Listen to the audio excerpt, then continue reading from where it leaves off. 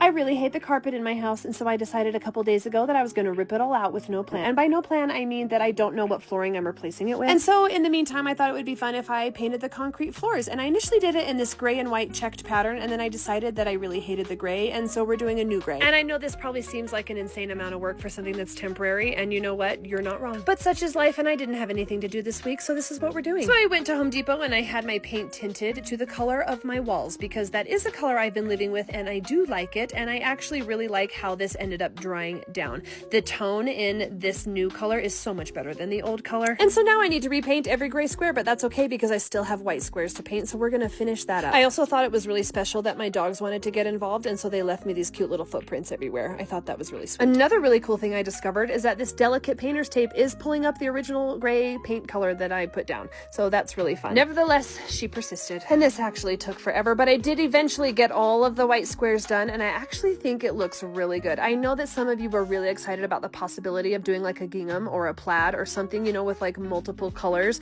but this floor is so busy, I just did not want to make it busier. So apart from the paw prints that my dogs left me, which were oh so sweet, and the little vintage like weathered edging that I put around the original gray squares, the only good thing about this floor right now to me is that square right there. And so if you thought I was crazy before for putting this much effort into a temporary floor, just wait, because now I'm gonna repaint every original gray square into the new gray squares. And you know what? I have no regrets. This is gonna be so much better. I am doing it the same way I did it initially so that I can still walk across this floor, and so it's going to look like kind of a fun pattern, but that's not going to be the end pattern. It's just going to be a nice, simple gray and white checked pattern. I did discover though that if I tape the square off, paint it immediately, and then pull the tape off immediately without moving on to the next square, it didn't pull off any of the paint on the other squares. And so this is how it was looking at the end of whatever day this was, but don't worry, I will not keep you in suspense. I'm fast forwarding to the next day where I finish putting in the color. And yes, I know once again, this is an insane amount of effort to put into something that is temporary, because I am going to be filling in this sunken living room. I am going to be putting a different flooring over top of this, not tile. I don't want tile,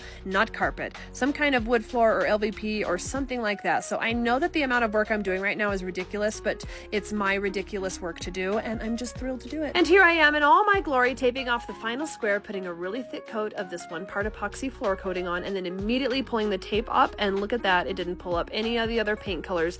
And look how nice this looks. Now that it's all dried, it looks so good. I actually love these two colors together. It matches the tone of my home much better. So the next thing we're gonna do is we're gonna seal it.